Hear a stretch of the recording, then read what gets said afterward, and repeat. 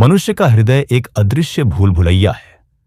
इस भूल भुलैया में प्रेम केवल एक कोमल भावना नहीं, बल्कि एक अदृश्य शक्ति भी है, जो आपको बांध सकती है, तोड़ सकती है और अपने वश में कर सकती है। महान दार्शनिक नीत्शे ने कहा था, प्रेम में मनुष्य अक्सर अपने दुख की जड़ स्वयं चुनता है। और यह बात प्रेम के इमोशनल ट्रैप में सबसे गहरी सच्चाई है।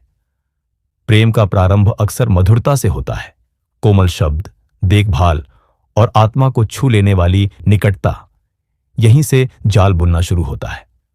डार्क साइकोलॉजी कहती है, जब कोई आपके मन की सबसे गहरी भावनाओं को छू लेता है, तो वह आपके निर्णय की दिशा भी बदल देता है। धीरे धीरे वह व्यक्ति आपके सुख और दुख का केंद्र बन जाता है।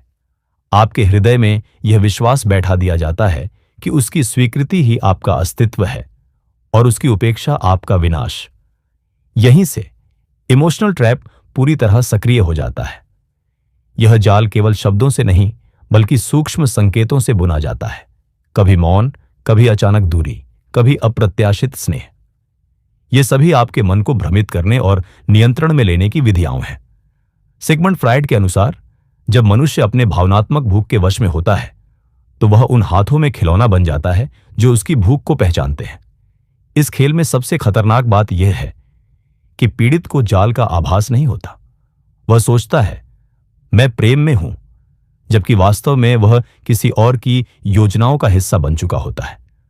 प्रेम यहां स्वतंत्रता नहीं देता, बल्कि एक अदृश्य पिंजरा बन जाता है। दार्शनिक शोपेनहावर ने कहा था, प्रेम वह छल है जिसके पीछे प्रकृति की अपनी चालें छिपी होती हैं। जब भावनाएं तीव्र होती हैं, तो मनुष्य तर्क छोड़ देता है, और वही क्षण होता है जब उसके मन पर नियंत्रण सबसे आसान हो जाता है। यदि आप इस जाल से बचना चाहते हैं, तो एक ही उपाय है, अपने मन की भूख को पहचानना। यह समझना कि कोई और व्यक्ति आपकी भावनाओं पर कितना अधिकार रखता है, और यह जानना कि सच्चा प्रेम कभी आपके आत्मसम्मान को नहीं तोड़ता, वह केवल उसे और दृढ़ करता है। याद रखिए, जो प्रेम आपको स्वतंत्र न करे, वह प्रेम नहीं, एक सुनहरा पिंजरा है। और जो व्यक्ति आपकी भावनाओं को नियंत्रित करे, वह साथी नहीं, बल्कि एक अदृश्य संचालक है, जो आपके जीवन की डोर अपने हाथ में रख चुका है।